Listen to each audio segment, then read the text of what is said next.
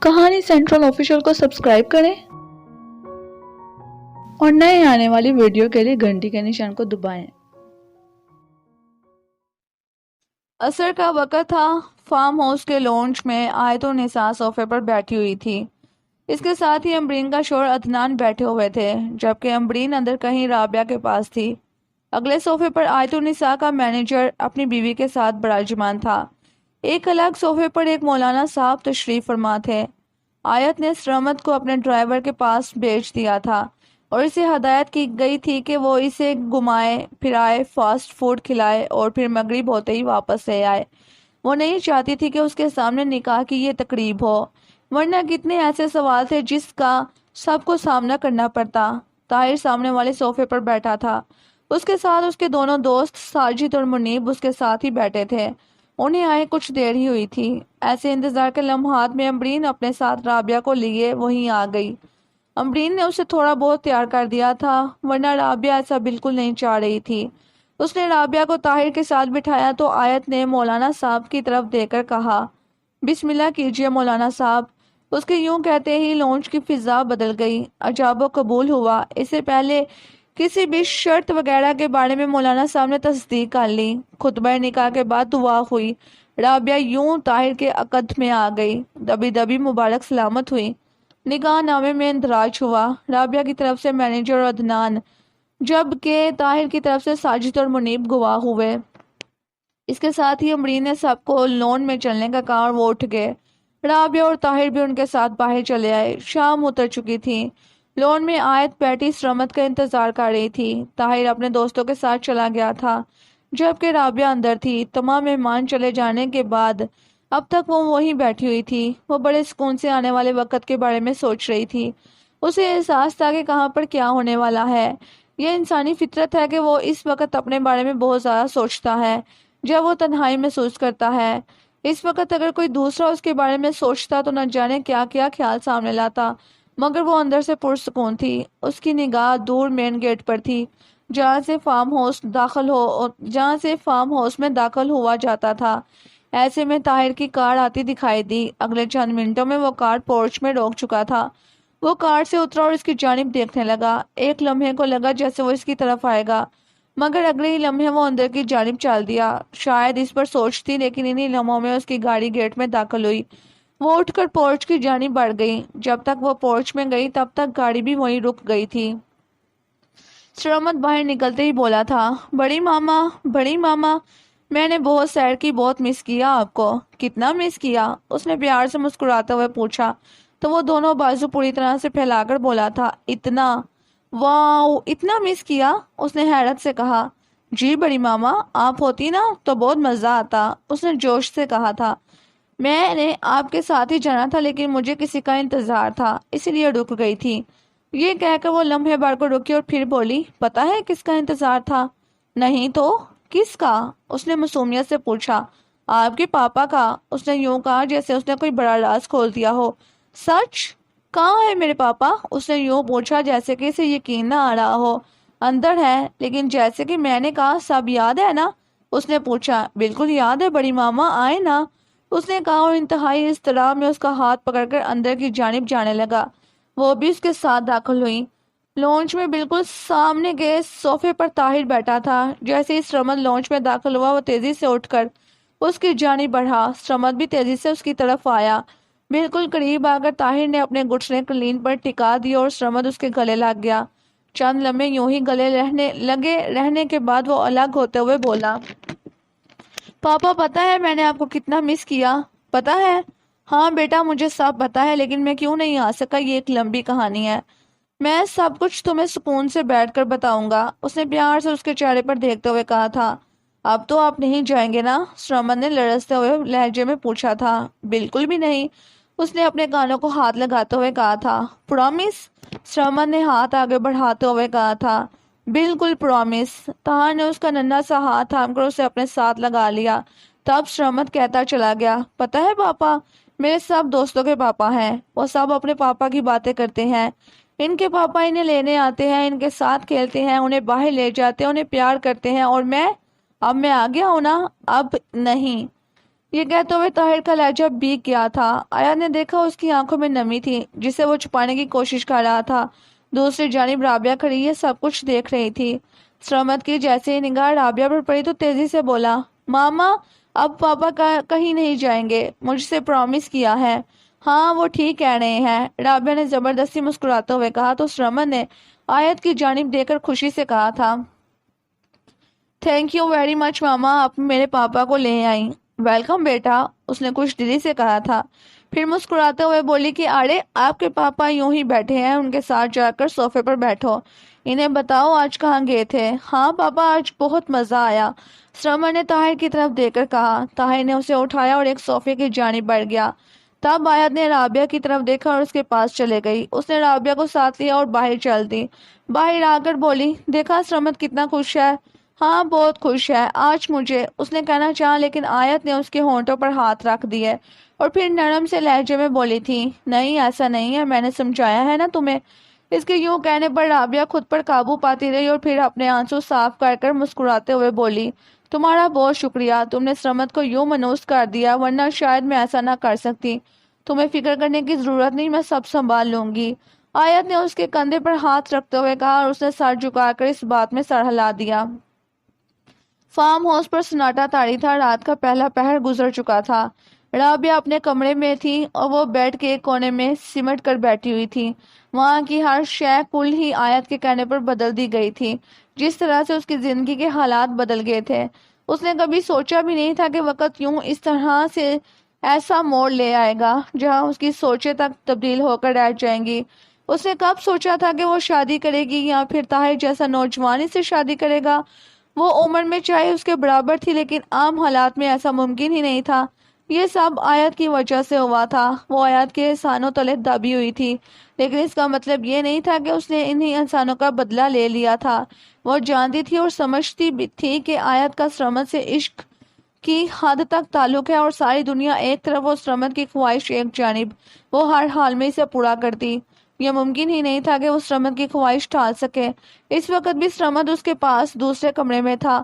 وہ نہ جانے اسے کون کون سی کہانیاں سنا رہی تھی۔ وہ اس کے ساتھ بالکل بچہ بنی ہوئی تھی۔ ڈنر کے بعد طاہر نہ جانے کہاں نکل گیا تھا۔ تب تک رابعہ بھی انہی کے پاس بیٹھی رہی۔ جیسے ہی پتہ چلا کہ طاہر آ گیا ہے اور لانچ میں بیٹھا ہوا ہے، اس وقت آیت نے رابعہ کو اپنے کمرے میں جانے کا کہہ دیا۔ رابعہ کے لیے اپنے ہی کمرے تک کا سفر ایک نئے جہان تک جانے کا سفر لگا۔ اس کی بھی بالکل وہی حالت تھی جو کسی انجان مسافر کو کسی نئے راستے پر سفر کرنے سے ہوتی ہے۔ وہ خود میں انتہائی بے بسی محسوس کر رہی تھی۔ ایسا صرف اس وجہ سے تھا کہ ایک انجانا خوف اس پر مسلط تھا، نہ جانے اس سفر پر چل بھی سکوں گی یا راستے میں ڈیڑھ ہو جاؤں گی، اور اگر خود ہی ساتھ نہ دے سکی تو کیا ہو جائے گا۔ ایسے بے شمار خیالوں سے گھیرے ہوئے تھے۔ وہ چونکی اس وقت جب دروازہ ہلکی سی دستک ہوئی، پھر دروازہ کھلا اور طاہر اندر آ گیا۔ وہ دھیمے سے قدموں سے چلتا ہوا بیڈ کے دوسرے کونے پر بیٹھ گیا۔ وہ مزید سمٹ گئی تھی اور گھبرانے لگی تھی۔ یہ احساس اس پر چھانے لگا کہ میں کہاں ہوں اور طاہر کہاں ہے۔ کیسی ہیں آپ؟ طاہر کی آواز نے خاموشی کو توڑ کر رکھ دیا۔ وہ چند لمحے سمجھ ہی نہ سکی، پھر جب سمجھی تو تیزی سے بولی تھی، میں ٹھیک ہوں۔ دیکھیں رابعہ، نکاح سے پہلے آپ جو بھی تھیں، لیکن اس وقت یہ حقیقت ہے کہ آپ میری بیوی ہو، میری عزت اور میری شریک حیات ہو۔ یہ کہہ کر وہ چند لمحے خاموش رہا، پھر کہتا چلا گیا، ہماری شادی جن حالات میں ہوئی ہے، جیسے بھی ہوئی ہے، وہ اب ماضی ہے۔ اب ہمیں مستقبل میں جانا ہے اور ہم نے آگے ہی کے بارے میں سوچنا ہے۔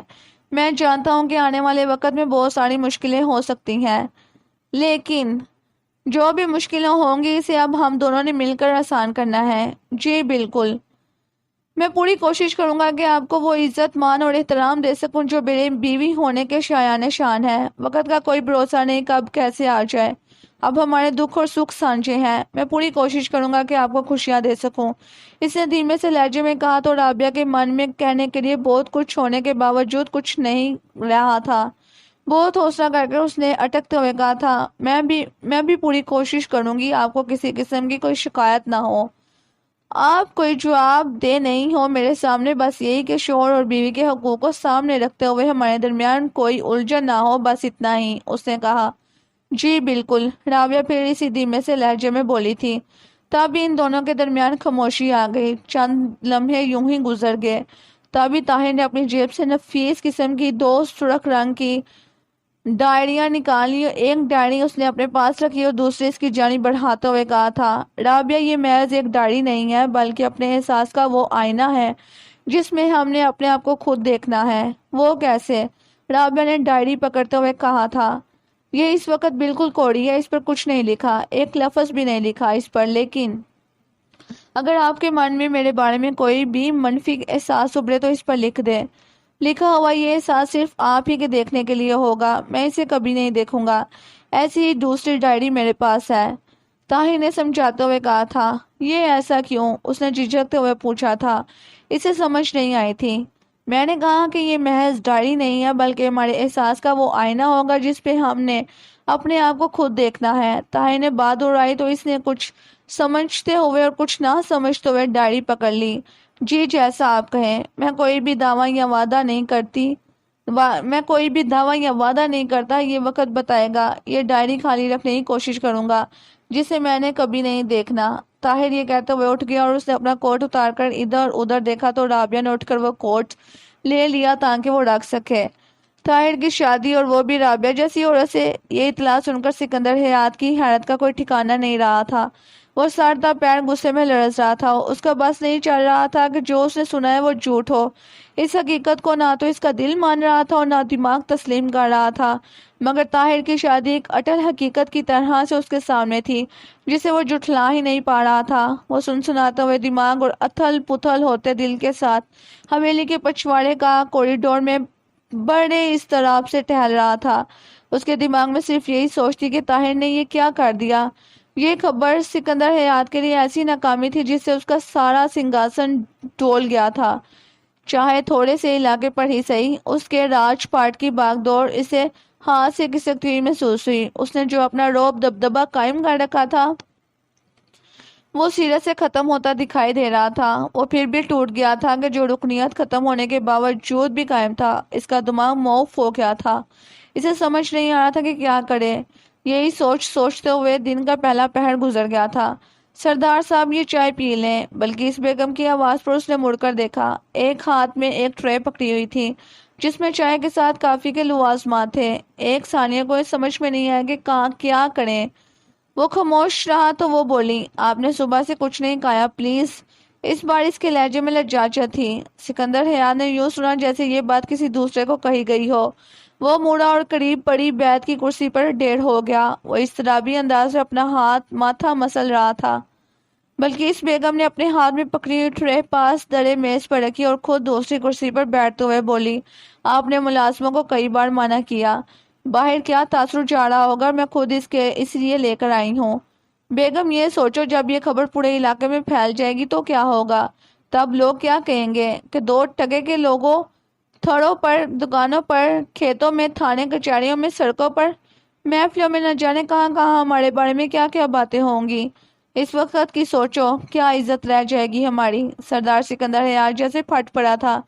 بلکہ اس بیگم چند لمحے خاموش رہی، پھر بڑے تحمل سے بولی تھی، آپ کچھ بھی کھائیں پیئیں گے نہیں تو کیا انہونی کو ٹال لیں گے؟ کیا اس طرح سے مسئلہ حل ہو جائے گا؟ کیا حقیقت بدل جائے گی؟ کیا کروں میں؟ اس نے انتہائی مایوسانہ لہجے میں کہا تھا۔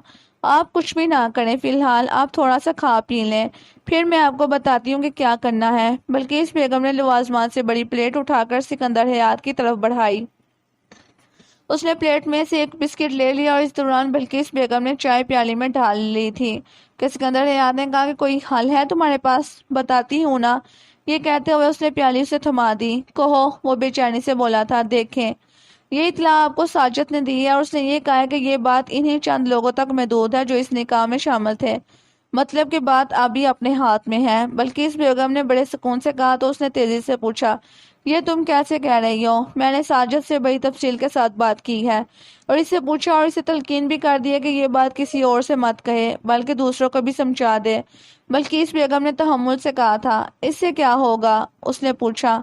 اس سے یہ ہوگا کہ بات نکلے گی نہیں، انہی چند لوگوں تک محدود رہے گی، تب تک اس مسئلے کا کوئی نہ کوئی حل نکل آئے گا۔ بلکہ اس بیگم نے انہیں سمجھاتے ہوئے کہا تھا، کیا حل نکلنا ہے؟ کیا ہو سکتا ہے اب؟ سکندر حیا نے غصے میں لرزتے ہوئے کہا تھا، اس سے تو پوچھے ایسی کیا مصیبت آن پڑی تھی، کچھ اس کی بھی تو سن لیں۔ اس بار بلقیس بیگم نے ذرا سے سخت لہجے میں کہا تو سکندر حیا چند لمحے خاموش ہو گیا، پھر بولا کہ ایسی کیا مجبوری ہو سکتی تھی، میں نے طاہر کو بلوایا ہے، وہ ابھی آنے والی فلائٹ میں یہاں آ رہا ہے، میرا اس سے مسلسل رابطہ ہے، اس سے بات کرتے ہوئے مجھے یقین ہے کہ کوئی نہ کوئی راستہ نکل ہی آئے گا، اس نے تحمل سے بتایا۔